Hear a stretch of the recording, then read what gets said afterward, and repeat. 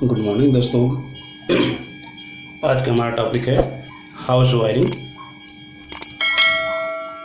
House wiring के बारे में जानना बहुत ज़रूरी है, क्योंकि कभी कभी ऐसे छोटे मोटे फॉल्ट आ जाते हैं कि जिसको खुद ही हम उसको रिपेयर कर सकते हैं, बना सकते हैं।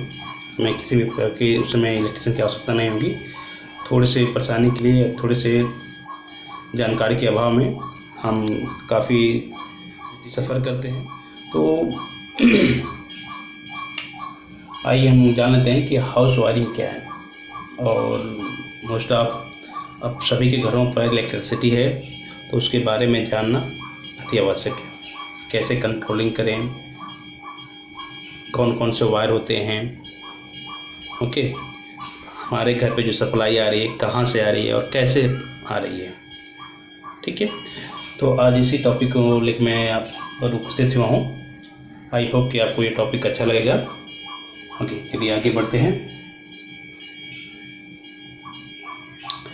हाउस वायरिंग है क्या? ओके, हाउस वायरिंग है क्या? House wiring consist of an electrical wiring system that distributed energy to use in equipment and appliances around the house. It also involves the proper installation and operation of electrical outlet, switches, breaker, meter base, and different electrical circuit. Okay, means you can say house wiring means कि all the equipment, machines, devices controlled properly or controlled by switch.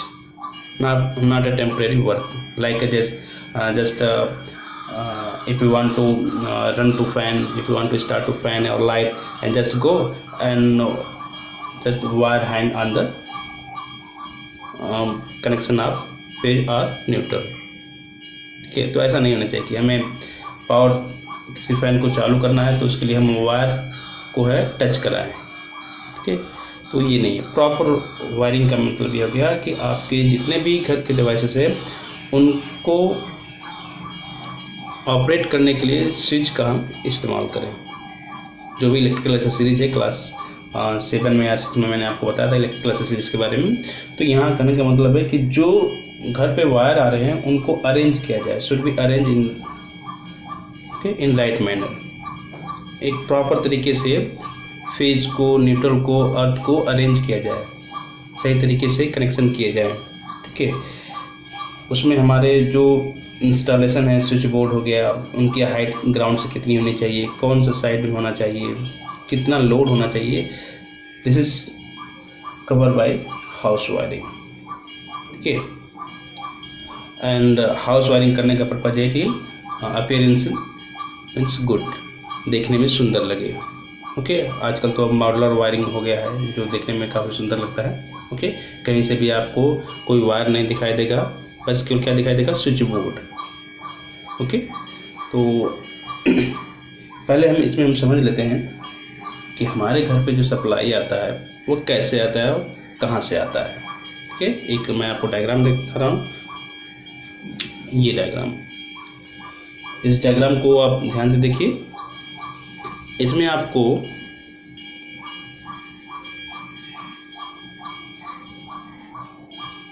एक ये power plant है जहां से electricity हमारे घर पे आ रही है। यहाँ पर आप देख सकते हैं, यहाँ पर आपका घर है। इसको मैं थोड़ा सा और बड़ा करता हूँ, ठीक है। Electrical power generating station to our home. हमारे घर पे जो सप्लाई आता है या सभी के घर पे की जो भी इलेक्ट्रिसिटी आता है, that is coming from power plant. Power plant क्या है? Where electricity is generated, called power plant. And there are many types of power plant, okay. Thermal power plant, nuclear power plant, hydro electric power plant, okay. वो यहाँ पर supply जो है इस thermal power plant के द्वारा generate किया जा रहा है। जनरेट करने के बाद इसको ट्रांसमिशन सब स्टेशन जो इसके नियर बाई में है वहाँ पर सेंड किया गया। अब इसके बाद यहाँ से इसको हाई वोल्टेज पे इसका हम ट्रांसमिशन करते हैं, मीन्स अधिक वोल्टेज पे करंट को या सप्लाई को, पावर सप्लाई को सेंड किया जाता है।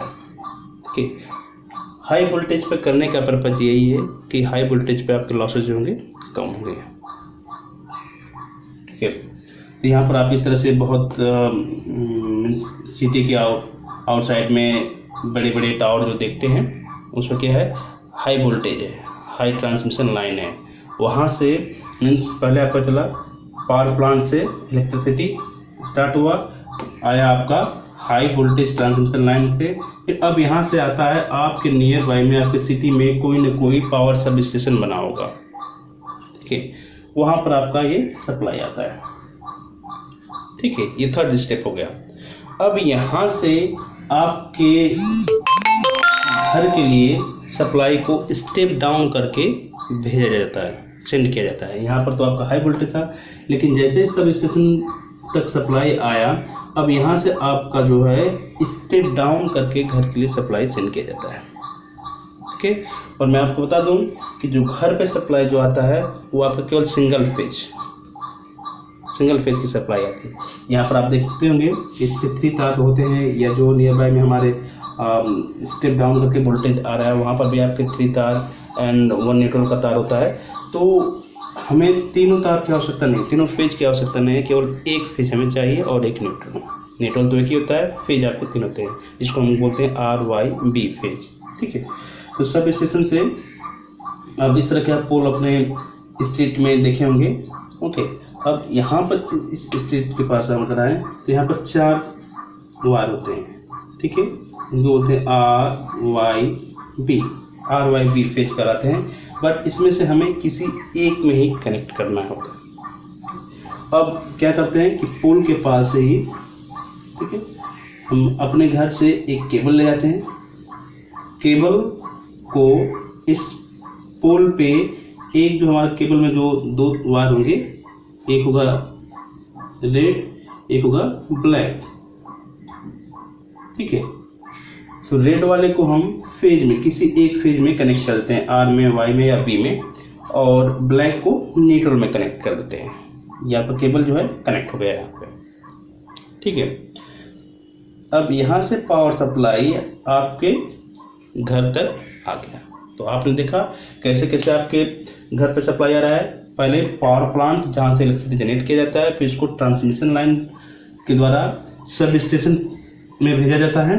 अब इस सब स्टेशन में यहाँ पे इसको स्टेप डाउन करते हैं with the help of transformer. आप अपने स्ट्रीट में भी देखेंगे ट्रांसफार्मर लगे होते हैं, जिसकी मदद से वोल्टेज को स्टेप डाउन किया जाता है। अब स्टेप डाउन करने के बाद जो पोल है आपके नियर बाई घर के पास, वहां पर हम अपने केबल को कनेक्ट करते हैं। जो हमारे घर पे सप्लाई आता है वो होता है कितना है, सप्लाई जो घर पे आता है वो होता है 220 वोल्ट AC सप्लाई। ठीक है, और इसका फ्रीक्वेंसी होता है 50 हर्ट्ज। ठीक है, ये मीन्स अगर आप एक फेज और एक न्यूट्रल दोनों के मध्य वोल्टेज को मेजर करेंगे तो इतना आएगा अप्रॉक्स 220 वोल्टेज, एक फेज वायर और एक न्यूट्रल वायर के। तो इतना ही सप्लाई पे, इतने पावर पे आप घर के जितने भी डोमेस्टिक अप्लायंसेस से वर्क करना शुरू कर देते हैं, चाहे आपका AC हो, गीजर हो, मिक्सर हो, ग्राइंडर हो, रेफ्रिजरेटर हो, जितने भी डिवाइसेस है इस वोल्टेज पे वर्क करना शुरू करते हैं। सभी का रेटिंग यही होता है, वोल्टेज रेटिंग जितने भी। और 3 फेज का क्या सिस्टम है, 3 फेज जनरली हम लोग इंडस्ट्रियल में यूज करते हैं, जहाँ पे इंडस्ट्री है, जहाँ पे हमें कई प्रकार के मोटर्स को रन कराना है, कई प्रकार की मशीन हैं, डिफरेंट टाइप के पावर मशीनें हैं, उनको ऑपरेट करने के लिए हम 3 फेज सप्लाई का यूज करते हैं, बट अपने घर के लिए केवल सिंगल फेज। ओके, अब मैं आपको यहाँ तक दिखाऊंगा कि जब ये केबल के माध्यम से घर तक सप्लाई आ गई, फिर इसके बाद ये सप्लाई को कैसे अंदर हम डिस्ट्रीब्यूट करते हैं। इस डायग्राम में आप देख रहे होंगे, यहाँ पर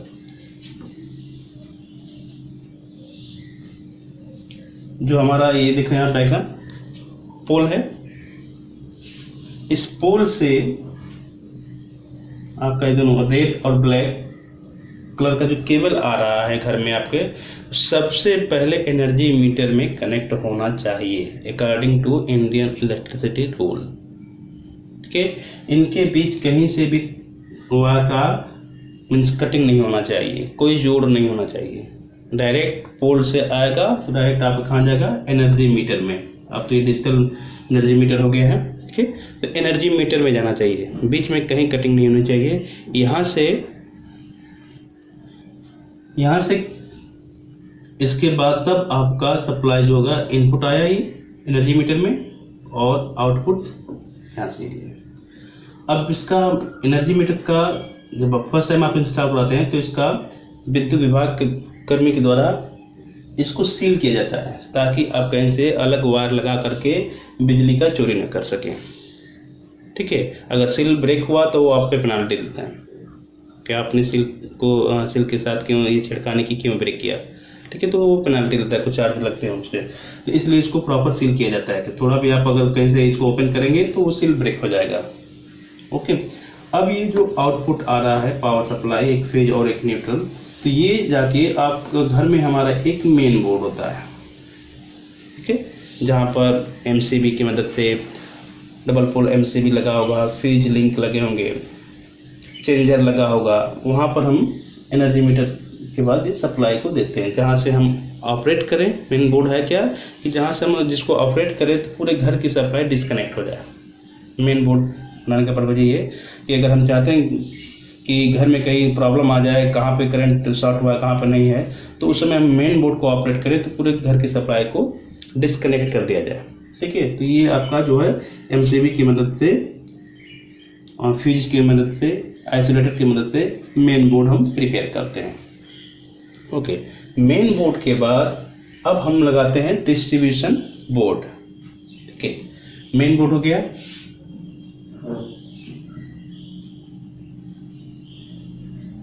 अब इसके बाद जो हमारा आता है वो होता है डिस्ट्रीब्यूशन बोर्ड। आप यहाँ पर देख रहे हैं, तो इसमें भी डिस्ट्रीब्यूशन बोर्ड में दो टाइप के होते हैं। ठीक है, एक होता है पावर डिस्ट्रीब्यूशन बोर्ड,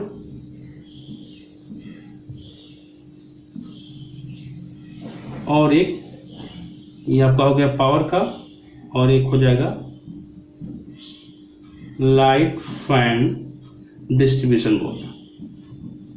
ठीक है, एक हमारा हो गया पावर डिस्ट्रीब्यूशन बोर्ड और एक हो गया लाइट फैन डिस्ट्रीब्यूशन बोर्ड।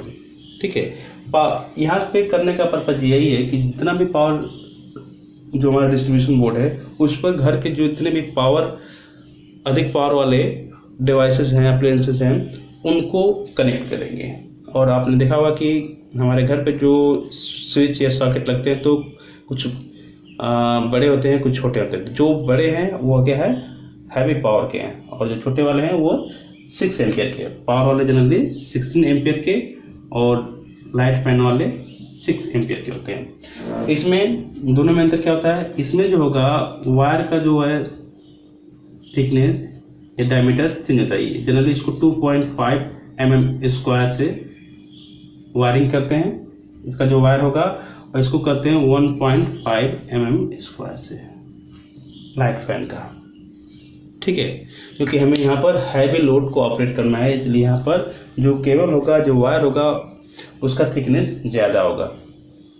ठीक, तो यहाँ से आपका ये दोनों चले जाएंगे, कहाँ जाते हैं, स्विच बोर्ड में।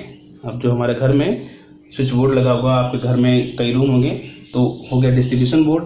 डिस्ट्रीब्यूशन बोर्ड भी आपका मेन बोर्ड के इर्द गिर्द में ही बना होगा। वहाँ से फिर डिस्ट्रीब्यूशन बोर्ड के बाद आपका जाता है स्विच बोर्ड में, जो आपका अलग अलग रूम में स्विच बोर्ड होगा, और दोनों सप्लाई जाते हैं, दोनों अलग अलग जाता है। ठीक है, दोनों पैरेलल, मींस पावर का वायर अलग रहेगा और लाइट और फैन का अलग रहेगा। दोनों का केबल जो है अलग अलग रहेगा। यहाँ पर आपका देख रहे हैं 2.5 mm का होगा, वहाँ पर 1.5 mm का होगा। तो 1.5 का आपका गया स्विच बोर्ड में। ठीक है, जो नॉर्मल स्विच बोर्ड होगा लाइट फैन का, और पावर का पावर बोर्ड में जाएगा, जहाँ पर उसके स्विच सॉकेट के होंगे बिग साइज के होंगे, स्विच के होंगे बिग साइज के होंगे। ठीक है, तो अब जब हमारा सभी रूम में सप्लाई चला गया तो हम वहाँ से स्विच बोर्ड की मदद से जो भी हमारे गैजेट हैं, जो भी डिवाइसेस है, अप्लायंसेस है, उसको हम ऑपरेट करते हैं with the help off switch. Okay, एक और ये डायग्राम है, आप देख सकते हैं, इसमें भी सेम वही है। यहाँ से एनर्जी मीटर में आया है, मेन बोर्ड हो गया। अब ये दिखा रहा है कि एक रूम में आपके क्या क्या डिवाइसेस होती हैं, लाइट हो गया, फैन हो गया, ठीक है। इनको स्विच से कनेक्ट करके, जो भी बता रहा था, हर रूम में जो स्विच बोर्ड होगा वहाँ से सभी ये डिवाइसेस जो होता है स्विच बोर्ड से कंट्रोल होती हैं, ठीक है। जैसे स्विच को आप ऑपरेट करेंगे तो 1 बाय 1 करके आपका ये सभी एक साथ आप ऑपरेट करेंगे तो सभी एक साथ रन करेगा। ओके, तो नेक्स्ट वीडियो में हम आपको बताएंगे टाइप्स ऑफ वायरिंग।